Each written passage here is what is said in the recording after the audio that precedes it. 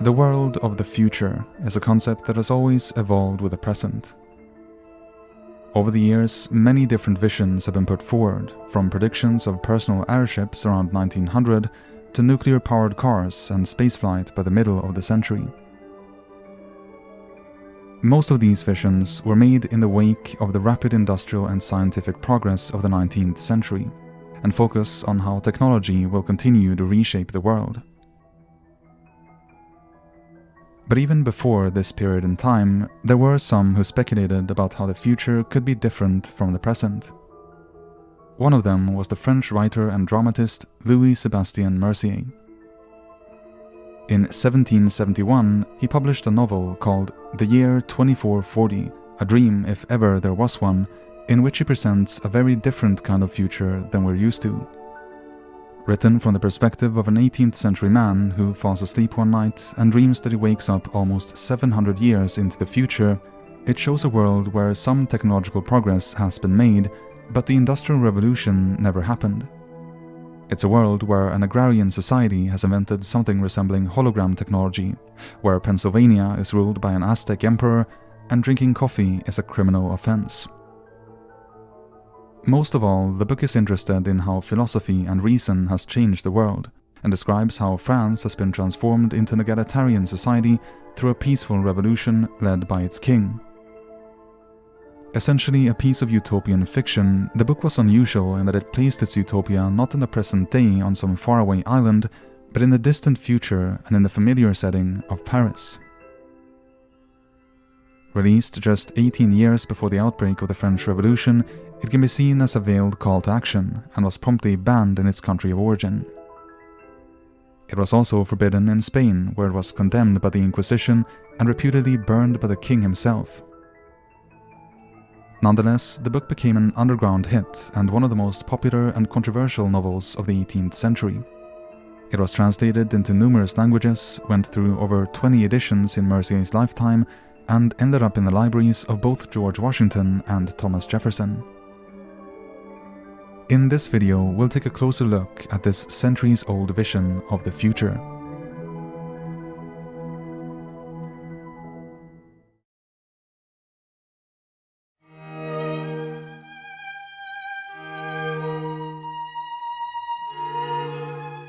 Upon waking up, the unnamed protagonist of the story notices that his body feels much heavier than usual. His hands tremble, his face is pale, and he can only walk with the help of a cane. In other words, he had grown old and frail in his sleep. Making his way out to the street, the man finds a newly erected monument with the year 2440 inscribed in Roman numerals. Looking around, he can barely recognize the city he once lived in, and is so captivated by its order and cleanliness that he at first doesn't notice when a crowd of people start gathering around to look at this strange figure wearing old-fashioned clothes.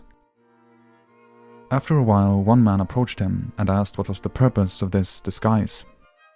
Hearing that the protagonist was from the age of Louis XV, he exclaimed that, "We should be astonished at nothing. Perhaps this gentleman has found the immortal elixir or the philosopher's stone."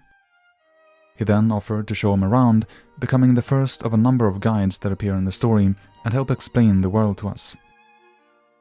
First of all, the protagonist was led to a clothing shop where he could find something more up-to-date to wear. His 18th century attire was not in line with the practical and comfortable fashion of the future and clearly drew too much attention. On the way there, he was informed that he wouldn't be needing his sword anymore. The government had banned all duels, and in a well-regulated city like Paris, it was considered completely unnecessary and even indecent to wear a lethal weapon wherever you went. Having decided on a new set of clothes, he paid with a gold coin from his own time, which the shopkeeper promised to keep as an antique. The man then stepped back out on the street and began exploring the city.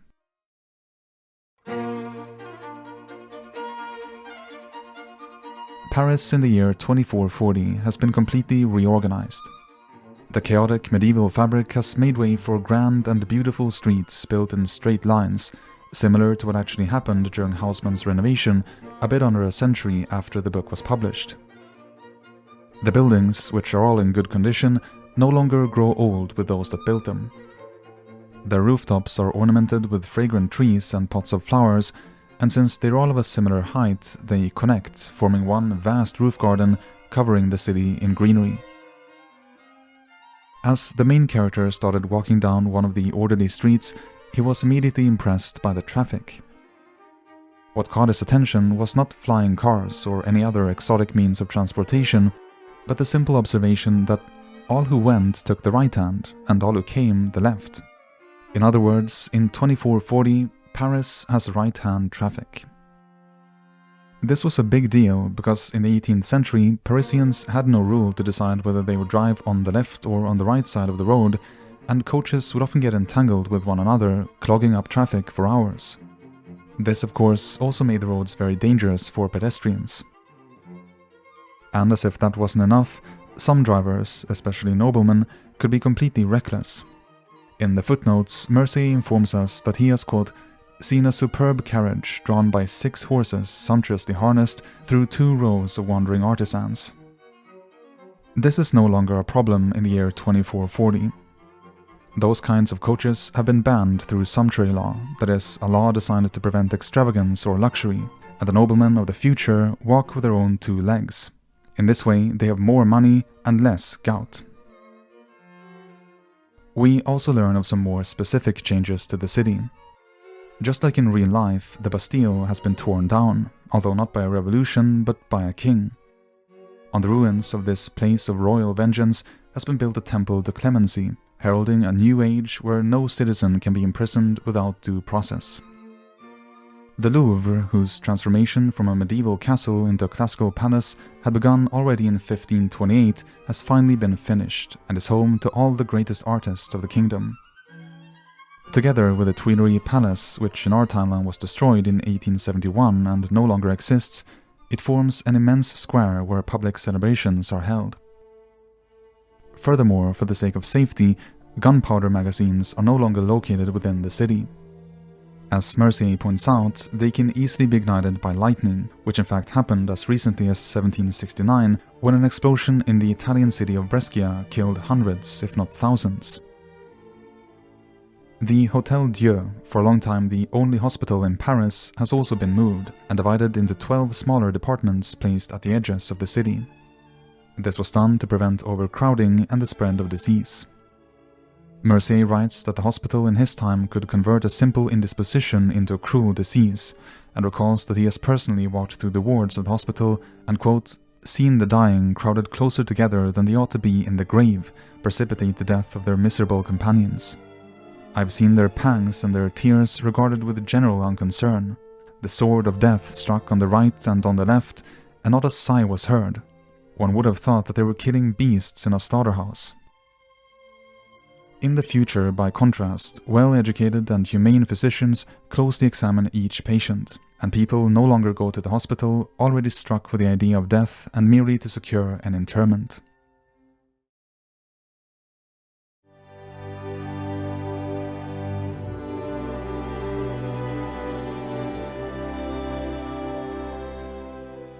In Mercier's future, Paris has been transformed into a beautiful and efficient city, but it's barely grown at all. While the population of the kingdom at large has doubled from around 25 to 50 million, most of them live in the countryside. The Industrial Revolution simply never took off, and if anything, France is more agrarian than in the past. Life of the average farmer is described in idyllic terms. The fields resound with songs of joy. Work takes up just a few hours of the day and is frequently interrupted by sports or folk dances. This relaxed lifestyle is possible not because of automation, but simply because everyone is productive. There are no more monks, nor are there valets, domestic servants, or people employed in other luxuries. Some still have more money than others, but they spend their wealth on useful and respectable projects, like scientific experiments. The kings also take great interest in increasing human knowledge. Instead of counting victories in battles or lands conquered, it is said of monarchs that he made such a discovery in the ocean of beings, or he accomplished such a project for the good of mankind. So, despite not having ushered in a new age of industry and urbanization, scientific progress has taken place, and the main character gets to witness some of the new technology that will be available in the future. At one point in the story, he enters a vast building known as the King's Cabinet. Containing a seemingly endless collection of natural specimens and human inventions, it was meant as an abridgment of the entire universe, and served a similar function to actual cabinets of physics, in which lecturers demonstrated scientific principles to 18th century audiences. Within its four wings you could find every plant from the meadow flower to the great cedar, taxidermied animals from the lion to the whale, and even samples from the deep interior of the earth, all systematically arranged and categorized. Among the inventions kept here, one in particular caught the eye of the protagonist, namely a device that could manipulate light to create the illusion of different views, similar to a projector of images, or perhaps even of holograms. He writes, "But what most of all surprised me was an optical cabinet where they had assembled all the properties of light. It was a perpetual scene of magic. They caused to pass before my eyes landscapes, prospects, palaces, rainbows, meteors, luminous ciphers, imaginary seas, and which were more striking than even the realities. It was the region of enchantment. The prospect of creation rising out of inanity could not have given me a sensation more exquisite and astonishing." Scientists had not only succeeded in manipulating light, the narrator was also shown a device that could mimic various sounds. Quote, "What related to acoustics was no less miraculous. They had acquired the art of imitating all the articulations of the human voice, of the cries of animals, and the various notes of birds. By touching certain springs, we seemed to be instantly transported to some wild forest where we heard the roarings of the lion, the tiger, and the bear." This invention was not only used for entertainment, it could also teach valuable lessons. Whenever a prince would develop a warlike disposition, he was led into a special room called the Hell. There, this device would be activated, showing him all the horrible sounds of battle, the, quote, "cries of rage and of grief, the lamentations of the dying, the sounds of terror, the bellowing of that hideous thunder which is the signal of destruction and bears the execrable sound of death. If nature did not then prevail on his mind, if he did not send forth a cry of horror, if his countenance remained unmoved and placid, he was confined to that room for the remainder of his days." In another part of the building dedicated to mathematics, the narrator was shown some of the practical fruits of this science. Quote, "I saw machines of every kind that were proper to assist the arm of man, and such as contained much greater powers than are known to us. They were adapted to all sorts of motions, and by the aid of these, the heaviest weights were managed with facility." Impressive as these inventions were, we are never shown the most advanced technology available in the future. Quote, "They whispered, moreover, that many remarkable and even wonderful secrets were confided to the care of a small number of their sages, for there are matters, good in themselves, that may be abused in their application. The human mind, in their opinion, was not yet sufficiently strong to make use of the most rare and most powerful discoveries without danger."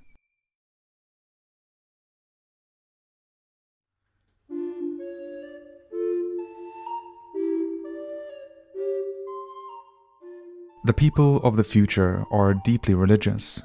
In fact, you can hardly find a single atheist in the whole kingdom. But religion has changed over the course of the centuries. In 2440, people believe in an intelligent creator of the universe and in the immortality of the soul, but prefer not to speculate much on specifics. It's said that it is with religion as with laws, the most simple are the best. Adore God, love thy neighbor, hearken to conscience. All the rest is imposture, fraud, and falsehood. No one writes about theology anymore, and all existing works on this subject have been locked behind large iron bars in a subterranean chamber. One of the people the main character meets explains that if we should have a war with any neighboring nation, instead of attacking them with our cannon, we shall send these pestiferous works among them. We preserve these volcanoes of inflammable matter merely for the destruction of our enemies, which they will certainly effect by means of their subtle poisons that seize at once the head and the heart. Every morning, people are called by the sound of trumpets to public prayer in a temple, and the narrator visits one of these buildings in Paris. He describes it as circular and crowned with a magnificent dome of glass, displaying to the people the author of the universe in all its different aspects through weather and the seasons. The interior centers around the altar and is completely unadorned. Only the name of God, repeated 1,000 times in different languages, is spread across the walls.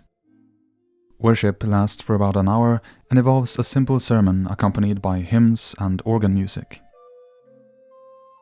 Only a few religious ceremonies are practiced in the future. One of them corresponds to the First Communion.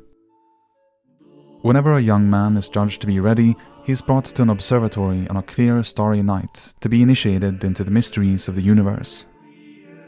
By means of a telescope, he is shown Saturn, Jupiter, Mars, and the countless stars of the Milky Way, while a venerable pastor tells him with an awful, majestic voice to adore that Creator whose resplendent majesty is impressed on the front of these stars that obey His laws. Then a microscope is brought, and a new universe, more astonishing, more wonderful than the former, opens up before his eyes. After this ceremony, he is supposed to be cured of his terrestrial ambition and of the little hatreds that it engenders. He respects all men as animated with the same breath of life. He is the brother of all that the Creator has formed. The stars and the planets also play an important role at the end of life. It is believed that these heavenly bodies are all inhabited and that you can be reincarnated on them after death. But while the generous soul ascends to ever higher worlds as by a gradual ladder leading ultimately to perfection, the wicked are plunged back into darkness.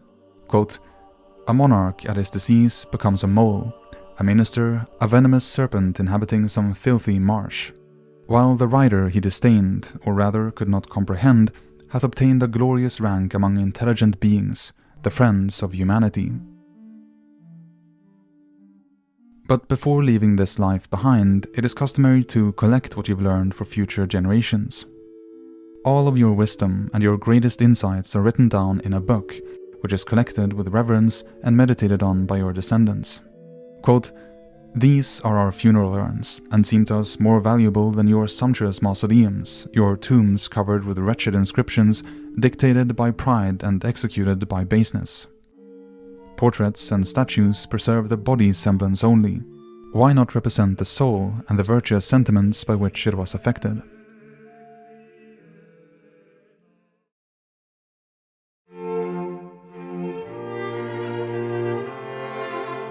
Not all books are treated with as much reverence. At one point, the narrator visits the royal library and finds to his surprise that its grand halls stand almost empty. Only a small room to the side contained a number of books, none of which were particularly large. Asking the librarian what had happened, he explained that the vast majority of books had been destroyed in a great conflagration, one, he adds, which was done on purpose. Quote, "By an unanimous consent, we brought together on a vast plain all those books which we judged either frivolous, useless, or dangerous. Of these we formed a pyramid that resembled in height and bulk an enormous tower. It was certainly another Babel. Journals crowned this strange edifice, and it was covered on all sides with ordinances of bishops, remonstrances of parliaments, petitions, and funeral orations.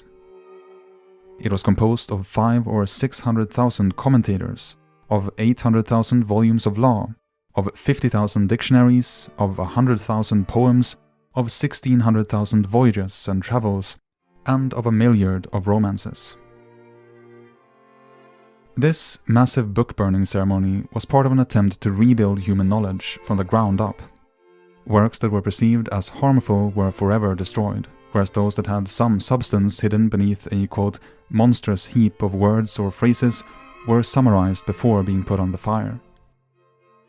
Among the books lost in those flames were not just newer works, but also some of the ancient classics, like Ovid, Herodotus, Sappho, Cicero's non-philosophical works, and those of the, quote, "vile Aristophanes."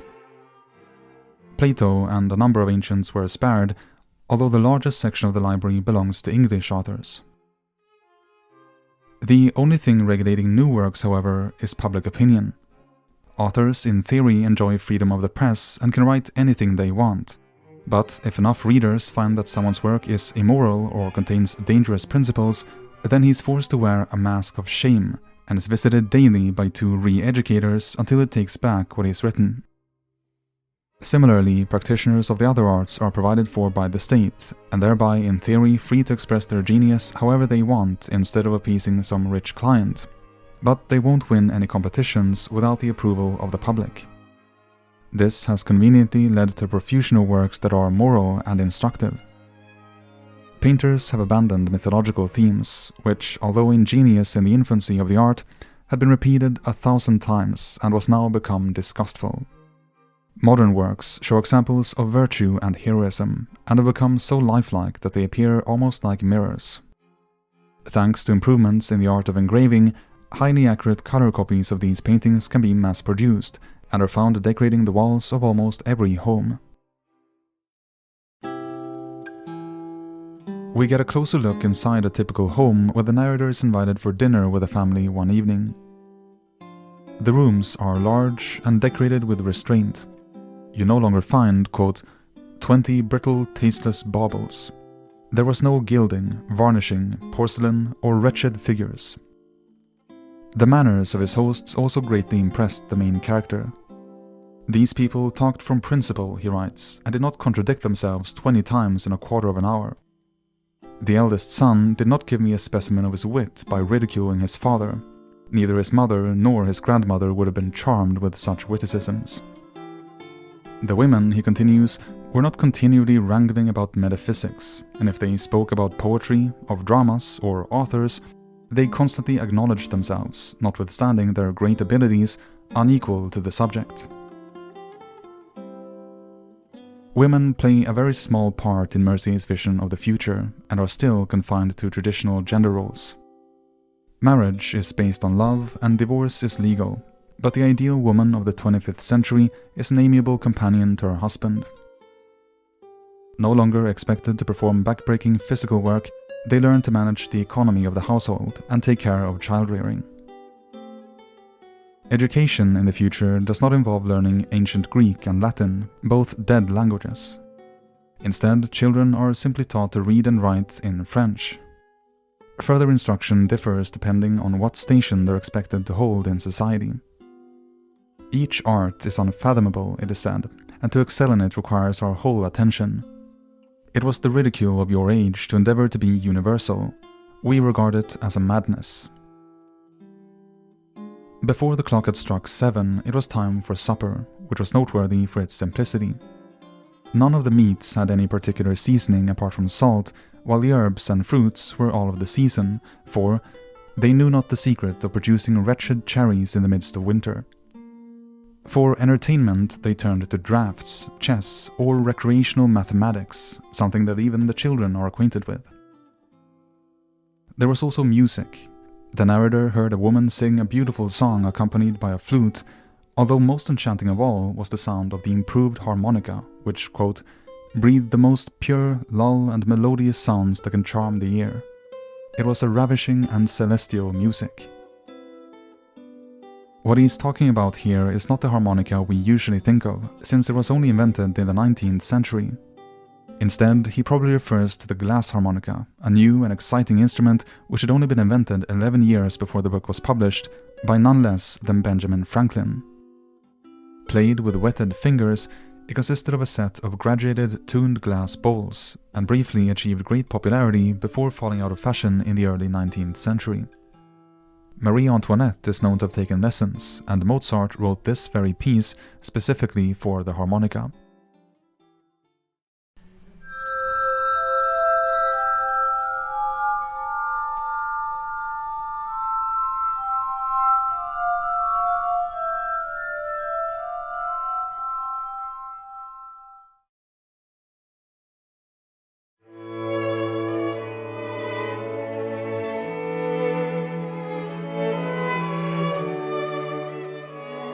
Mercier successfully predicted that France would undergo a revolution, though in his version it was enacted by one man, a great philosopher-king. Being more interested in the happiness of his people than in power, he abolished absolute monarchy and decentralized the kingdom into a sort of confederation where each province governs itself.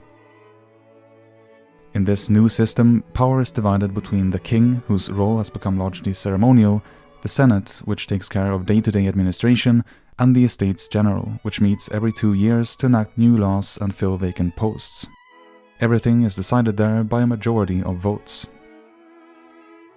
Corruption has been stamped out of the legal system, and the laws have been reformed into a regular and just body. Punishments are less severe and have become proportional to the crime in question. No one is above the law, and everyone enjoys the right to plead one's case. Arbitrary arrests have long been a thing of the past. Even in Mercier's utopia, however, you are expected to pay your taxes. Thankfully, the rate is no higher than 2%, and if your income is under a certain threshold, or if you don't own any property, then you don't have to pay at all. That being said, the people of the future often pay more than what's required of them. In every quarter of Paris, and in every city in the provinces, you'll find 2 chests. One large, where the mandatory tax is deposited, and one smaller for voluntary gifts to the state.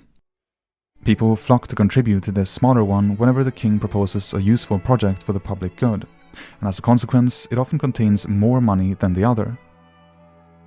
The collection of all of these chests from around the country is done once a year and has become a public celebration. As they are brought on carriages to the royal palace, people turn out wearing garlands of flowers and cry, "Long live the king!" Cannons are fired and toasts are made to the health of the monarch, who personally walks out into the joyful crowd to present himself. The king is always near to the people. He now lives in Paris instead of Versailles, and is no longer surrounded by that class of men who lived in idleness and fed their pride with old parchments. Before coming to power, he's brought up far from the court. Clothed like an ordinary peasant, he travels through all the provinces and learns about the lives of ordinary people. He enters the hut of the ploughman, eats at his table, assists in his labors, and learns to respect him. Even after ascending to the throne, he observes a strict fast and sleeps on the floor for 3 days every year, lest he should forget what he owes the poor in times of public calamity. Any citizen can be admitted to the royal hall of audience and have his voice heard by the king. If he provides sound advice, he is thanked, but if what he proposes is unjust or self-interested, he is dismissed and booed out of the hall. On his head, the king wears a simple branch of olive as a crown. He is seated on a chair, elevated merely to extend his voice, and on the first step to the throne is written in large characters the word eternity. This step is actually a tomb where the embalmed body of the last monarch rests until being replaced by his son. The king is thereby reminded that the dream of royalty is soon over and that nothing will remain but his reputation.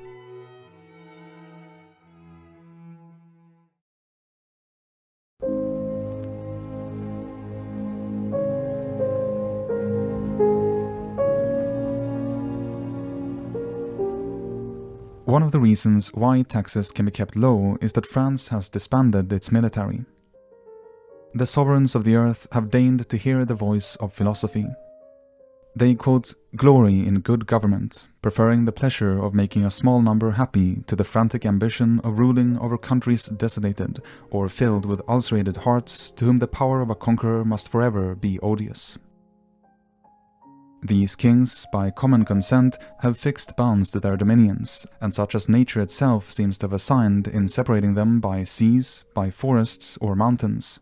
They have learned that a kingdom of but small extent is susceptible to the best form of government. Furthermore, France has lost its colonies, which is explained in the following way. We should be highly ridiculous to send our dear fellow citizens 2,000 leagues from us. Why should we thus estrange ourselves from our brethren? Our climate is at least as good as that of America.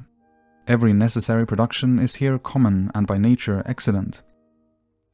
The colonies were to France what a country house is to a private person. The house in the country, sooner or later, ruins that in town. The book argues that the greed for gold and useless luxuries brought about by international trade was the cause of inequality at home and of countless atrocities abroad. Quote, You violated the most sacred ties of blood and nature on the coast of Guinea. You armed the father against the son while you pretended to the name of Christians and of men. Blind barbarians, a whole race of men bought and sold, treated as the vilest animals. Kings became merchants, covering the seas with blood. Since then, the East and West India companies have been abolished, and almost all trade is now internal, consisting mostly of agricultural products. Luxuries like snuff, tea, and coffee have all been banned. So, what then happened to the former colonies? We get a first hint when the narrator finds a newly erected monument outside of the church or temple that he visited. A statue of sacred humanity is surrounded by female personifications of various nations, kneeling and begging for pardon for the crimes they've committed. For religious persecution, for tyranny, slavery, and colonialism. He writes, Spain, still more criminal than her sisters, groaned at the thought of having covered the new continent with 35 millions of carcasses, with having pursued the deplorable remains of 1,000 nations into the depths of forests and into the caverns of rocks. Spain may sigh and supplicate her fill, but never ought to hope for pardon. The punishment of so many wretches condemned to the mines ought forever to be urged against her. Not far from this monument, he observed a pedestal supporting a statue of a black man with fierce eyes and a noble and commanding attitude. Around him were spread the broken relics of 20 scepters, and at his feet were written the words, "To the Avenger of the New World." This man, a black Spartacus, had broken asunder the chains of all the slaves, and, quote, "At the same instant they poured forth the blood of all their tyrants. French, Spanish, English, Dutch, and Portuguese. All became prey to the sword, to fire, and poison." And so the Europeans were chased out of the New World, while the slaves gained their freedom and the natives resumed their unalienable rights. We find out more exactly what had happened when the narrator reads a pile of gazettes one evening. They say that when the Avenger of the New World had driven away the tyrants, he laid down his sword and contented himself with being a legislator. The continents were divided into two empires, that of North and South America. Each in turn consists of numerous smaller states united under a general sovereign similar to the Holy Roman Empire. In the north, a descendant of Montezuma has been reinstated to the throne and rules over his vast and prosperous realm from a palace in Mexico City. Stretching from the Antilles all the way to Canada, it contains the state of Pennsylvania. This seems to be the only of the 13 colonies to have survived, and was likely spared by the Avenger because of the Quakers who opposed slavery. The Gazette informs us that this province, where humanity, faith, liberty, concord, and equality have taken refuge for more than 800 years, is covered with the most elegant and flourishing cities. We also learn about other parts of the world. China and Japan have opened their borders and have friendly contacts with the West. Books are translated and plays and dramas are exchanged. For the past 200 years, French has been widely spoken in Beijing, and Chinese characters have been replaced by a simpler writing system. A land that has more recently ended its isolation is Tahiti. The Gazette mentions that this happy island, where reigned the manners of the Golden Age, had been discovered in the 18th century by the French explorer Louis-Antoine de Bougainville. He claimed it for the French crown and brought a Tahitian back with him who in 1770 attracted the curiosity of Paris for a week. The name of the man was Ahu Toru, and his visit would have been fresh in the memory of Mercier when he wrote the book. Perhaps he even personally saw him. But little was it known then, the Gazette continues, that a member of Bougainville's crew had stayed behind on the island. After the ship had left, he presented himself to the people and warned them of the Europeans. Quote, "These strangers you have entertained and who seemed so polite, whom you have loaded with civilities and presents, will soon return and bring with them all those plagues that afflict other countries. They will load you with fetters, and by their cruel arguments they will prove it to be for your advantage. He then convinced the people that the only way to protect themselves was to kill every stranger that landed on the island.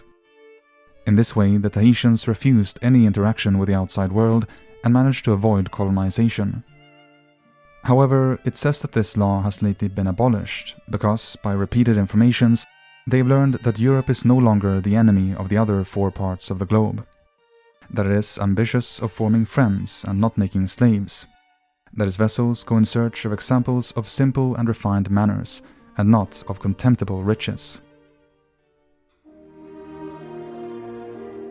Closer to home, we find that the Turks had already been driven out of Europe by the end of the 18th century. Constantinople is once again in the hands of the Greeks, who have formed a prospering republic where philosophy flourishes. The Seraglio, the former palace of the sultans, is now used for masquerades, and a theatre has been constructed on the ruins of the famous Hagia Sophia church. The fall of the Ottomans, it says, was brought about by people from the north. In real life, the Russian Empress Catherine the Great had plans to create a Greek state in the European part of the Ottoman Empire, so perhaps something similar actually happened in Mercier's world. In the future, Catherine is still remembered, though not for her conquests and triumphs, but as an enlightened ruler. There is no mention of the partitions of Poland, the first of which took place just a year after the book was released. Instead, it speaks of how Catherine had a wonderful influence over this kingdom, and that the Poles are still grateful to her for ending anarchy in their land and for increasing the liberty of the peasants. She is also remembered for abolishing serfdom in Russia, and since her days, absolute monarchy has also been abandoned. Thanks to centuries of wise government, the empire's population has grown from 14 million to a staggering 45 million, and has thereby become equal to its extent, which is greater than that of Augustus or Alexander. The Papal States are no more. The Pope has been demoted to Bishop of Rome, and his former lands are ruled by the Emperor of Italy.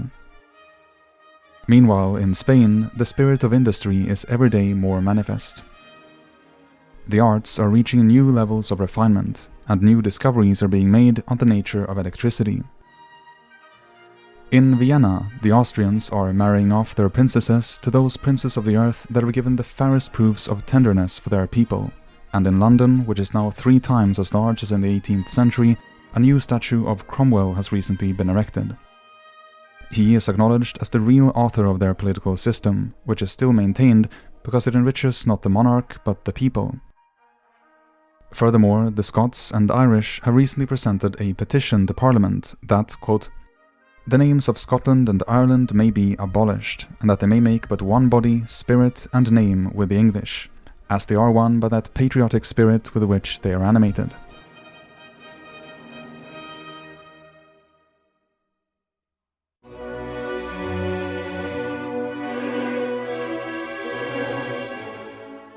In the last chapter of the book, the narrator leaves Paris to see what has become of the famous palace of Versailles.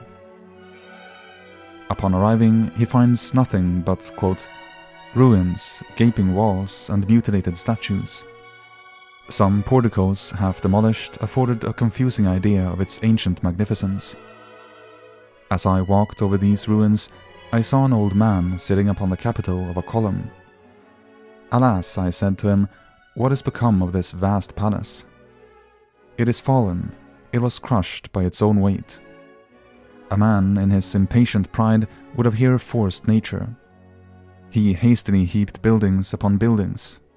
Greedy of gratifying his capricious will, he harassed his subjects. All the wealth of the nation was here swallowed up. Here flowed a stream of tears to compose those reservoirs of which there are now no traces. Behold all that remains of that colossus which 1,000,000 of hands erected with so much painful labor.